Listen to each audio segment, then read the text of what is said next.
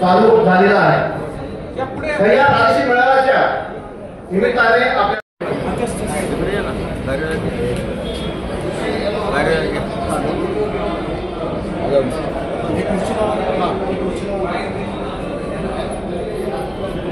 ताई मी केला इतका बोललो त्याला की त्याला त्याची जागाच कळली असेल त्यांना फोन करून लगेच राज्य लेवल पर मेळावा है, क्या कहेंगे? आज मराठवाडा प्रादेशिक मेळावा आहे आणि या निमित्ताने केंद्रीय अध्यक्ष संदीप शिंदे तसेच केंद्रीय सरचिटणीस श्री हनुमंतराव ताडे साहेब या मेळाव्याला मार्गदर्शन करत आहेत।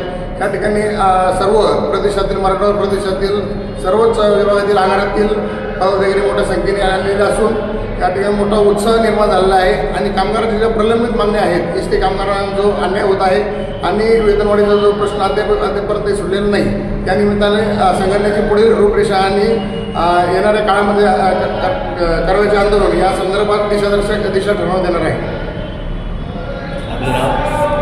बाबासाहेब साळुंखे विभागीय सचिव एसटी कामगार संघटना छत्रपती संभाजी। या मेळाव्यामध्ये काय विषयावर चर्चा करणार आहे तुम्ही? काय कर्मचाऱ्यांबद्दल काय होतं या मेळाव्यामध्ये?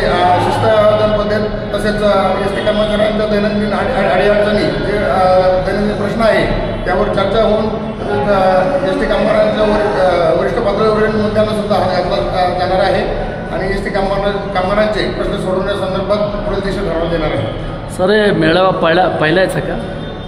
हा प्रादेशिक मेळावा संपूर्ण महाराष्ट्रभर म्हणजे प्रादेशिकवाईज होत आहे। हा 5वा मेळावा या ठिकाणी संपन्न होत आहे।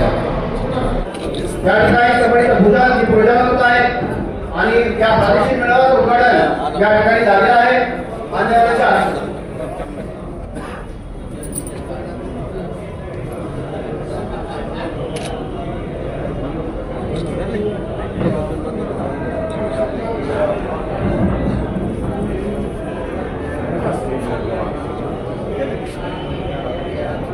उपस्थित करणारे विनंती आहे की आपल्यामध्ये 2 रजिस्टर ठेवण्यात आलेले आहे।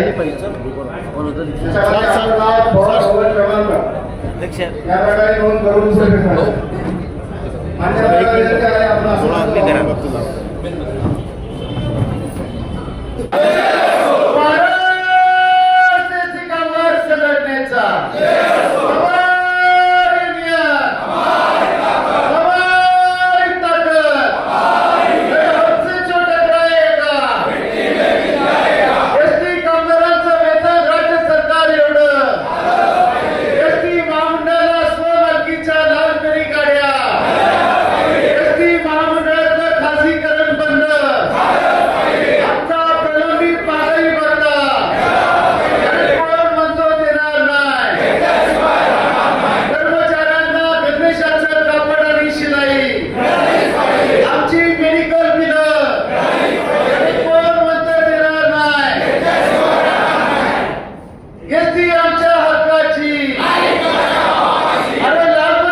कामगार संघटनेचा मराठवाडा प्रदेशाचा प्रादेशिक मेळावा संपन्न होत आहे।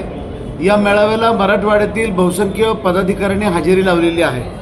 या मेळाव्याचा प्रमुख उद्देश असा आहे की कर्मचाऱ्यांच्या प्रश्नांचं संकलन, त्याची सोडवणूक आणि संघटना आपल्याद्वारे या अंतर्गत संघटनेचे केंद्रीय नेते या आपल्या सभासदांच्या घरी येऊन किंवा दारी येऊन त्यांच्या प्रश्नांचं संकलन करून त्यांचा प्रश्न सोडवणं हा प्रमुख उद्देश आहे। नुकतीच मूळ वेतनामध्ये 6,500 रुपयाची वाढ झालेली जरी असली तरी राज्य सरकारने जे प्रॉमिस केलेलं आहे 16-20 करारामधल्या जो काही आमचा हक्क असतील ते हक्क अबाधित ठेवलेले आहेत। वाढीव झालेल्या रकमेमधले जे काही फरकाचे हप्ते आहेत ते फरक आम्हाला त्या ठिकाणी मिळाला पाहिजे। वाढीव महागाई भत्ता मिळाला पाहिजे। महागाई भत्त्याचा जो काही फरक न्यायालयीन आदेशानुसार देणं आम्हाला आवश्यक आहे तो महागाई भत्त्याचा फरक आम्हाला दिला पाहिजे। आणि म्हणून आर्थिक विषयावर लढत असताना एसटी कामगारांचं वेतन हे राज्य सरकार एवढं झालं पाहिजे या उद्देशानं एसटी कामगार संघटना लढत आहे आणि यापुढच्याही काळामध्ये लढत राहणार आहे। दुसरी बाब म्हणजे की काही मंडळी एसटी कामगारांचा उगीचच पुळका आला म्हणून एसटी कामगारांसाठी उष्ण अवसान आणत आहे। काही लोकांना खोटी आमिषे दाखवत आहेत आणि त्या आमिषाला प्रलोभनाला काही मंडळी बळी पडत आहेत।